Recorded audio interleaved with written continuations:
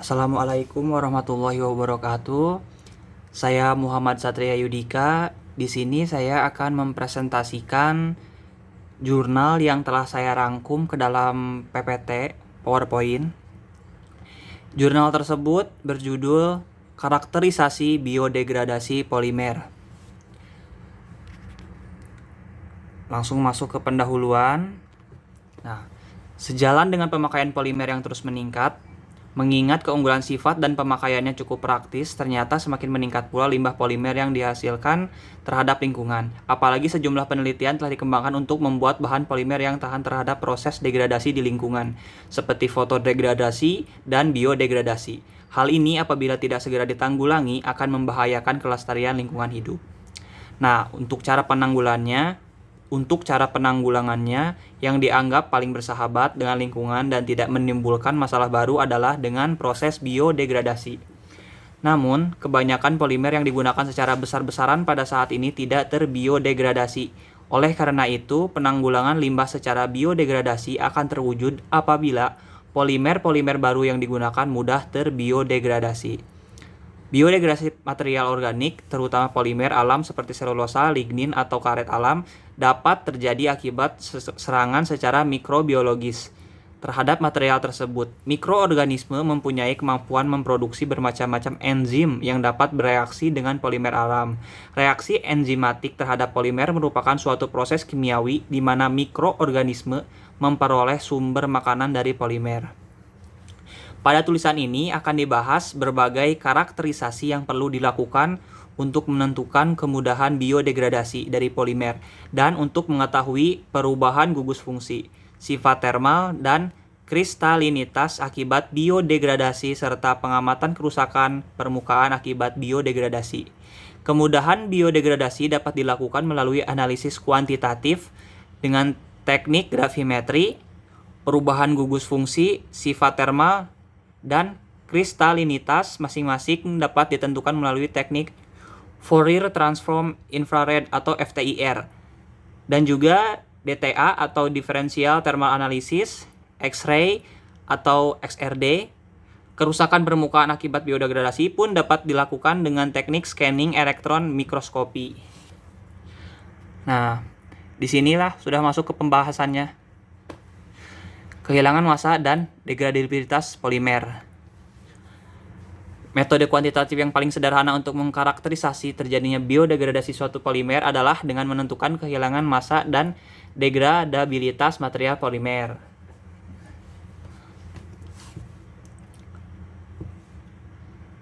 Dengan semakin lamanya biodegradasi, maka semakin banyak bagian molekul polieteran yang sudah diserang oleh mikroorganisme. Apabila dibandingkan dengan degradabilitas, polieteran menunjukkan degradabilitas menurun dengan semakin meningkatnya lama biodegradasi.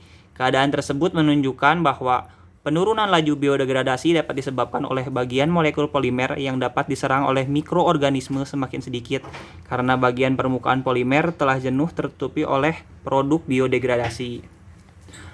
Nah, untuk metode yang kedua yaitu menggunakan analisis gugus fungsi polimer atau FTIR. Yang mana jika seberkas sinar inframerah dilewatkan pada suatu sampel polimer, maka beberapa frekuensinya diabsorpsi oleh molekul sedangkan frekuensi lainnya akan ditransmisikan.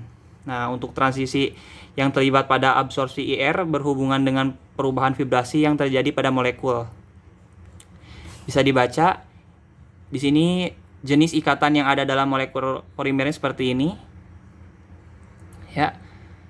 Dengan membandingkan spektrum FTIR dari poliuretan yang tidak dibiodegradasi dengan poliuretan yang dibiodegradasi menunjukkan bahwa untuk poliuretan yang mengalami proses biodegradasi terjadi penghilangan puncak serapan pada daerah bilangan gelombang sekitar 1700 sampai 1720 cm.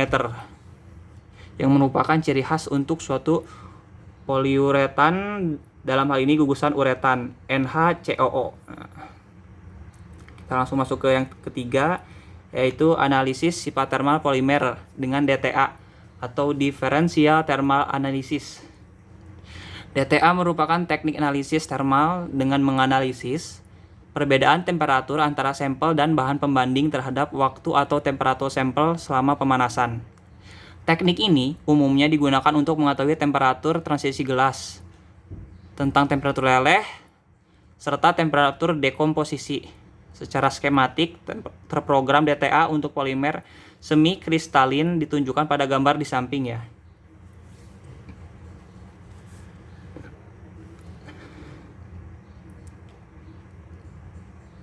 Dengan membandingkan termogram antara poliuretan yang dibiodegradasi dengan dibiodegradasi, menunjukkan bahwa poliuretan yang mengalami proses biodegradasi memiliki temperatur transisi gelas dan temperatur dekomposisi dibandingkan dengan poliuretan yang tidak dibiodegradasi.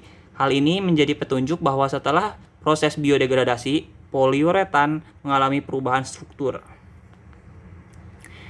Metode yang keempat yaitu XRD atau X-ray diffraction, analisis kristalin polimer dengan teknik X-ray diffraction. Nah, metode difraksi sinar X ini adalah salah satu cara untuk mempelajari keteraturan atom atau molekul dalam suatu struktur tertentu. Jika struktur atom atau molekul tertata secara teratur membentuk isi, maka radiasi elektromagnetik pada kondisi eksperimen tertentu akan mengalami penguatan.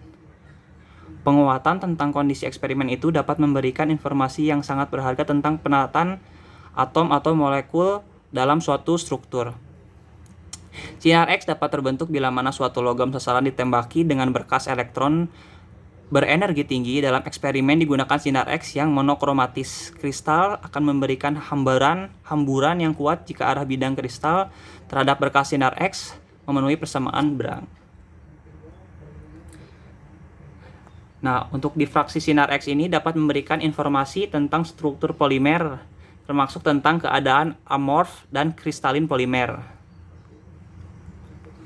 Metode yang kelima yaitu pengamatan permukaan polimer dengan SEM, yaitu Scanning Electron Microscopy, yang mana merupakan suatu metode untuk membentuk bayangan daerah mikroskopis permukaan sampel. Suatu berkas elektron berdiameter antara 5 hingga 10 nanometer dilewatkan sepanjang spesimen sehingga terjadi interaksi antara berkas elektron dengan spesimen, menghasilkan beberapa fenomena berupa pemantulan elektron berenergi tinggi, pembentukan elektron sekunder berenergi rendah, serta penyerapan elektron. Alat SEM sendiri terdiri atas bagian-bagian yaitu sumber elektron gun, berupa filamen kawat wolfram, alat untuk mencacah scanner, titik-titik sepanjang spesimen berupa sistem lensa elektromagnetik, dan foil pencacah elektromagnetik, seperangkat lensa elektromagnetik untuk memfokuskan elektron dari sumber menjadi titik kecil di atas spesimen, sistem detektor, serta sistem layar. Untuk bahan yang akan dikarakterisasi dengan teknik SEM, tentulah bahan yang harus dapat berinteraksi dengan elektron. Suatu bahan dapat berinteraksi dengan elektron bila bahan tersebut bersifat konduktor. Untuk bahan yang tidak bersifat konduktor, maka karakterisasi dengan teknik SEM dapat dilakukan bila bahan tersebut dilapisi terlebih dahulu dengan bahan konduktor, misalnya emas, perak, yang ketebalannya harus sekitar 100-500 angstrom. Pelapisan bahan dapat dilakukan dengan menempatkan spesimen dalam evaporator dengan kevakuman yang tinggi. Bahan lapis dipanaskan sehingga menguap dan selanjutnya uap akan melapisi permukaan spesimen. Hasil SEM dapat pula menjadi bukti pendukung bahwa mikroorganisme dalam lumpur aktif dan P. aeruginosa, seperti itu mungkin penyebutannya, dapat membiodegradasi poliuretan. Nah, berdasarkan pembahasan yang 5 tadi, dapat ditarik kesimpulan bahwa kemudahan biodegradasi polimer dapat diketahui melalui penentuan kehilangan massa dan degradibilitas selama biodegradasi. Yang kedua, perubahan gugus fungsi dalam polimer akibat biodegradasi dapat ditentukan melalui teknik FTIR, dan perubahan sifat termal dalam polimer akibat biodegradasi dapat diketahui dengan teknik DTA. Untuk penyerapan mikroorganisme ke dalam daerah kristalin atau amorf dalam biodegradasi polimer dapat diketahui melalui uji kristalinitas dengan teknik SRD. Dan yang terakhir, kerusakan permukaan polimer akibat biodegradasi dapat ditentukan melalui pengamatan permukaan dengan teknik SEM. Sekian yang bisa saya sampaikan. Mohon maaf untuk segala kekurangannya. Sampai di sini. Wassalamualaikum warahmatullahi wabarakatuh.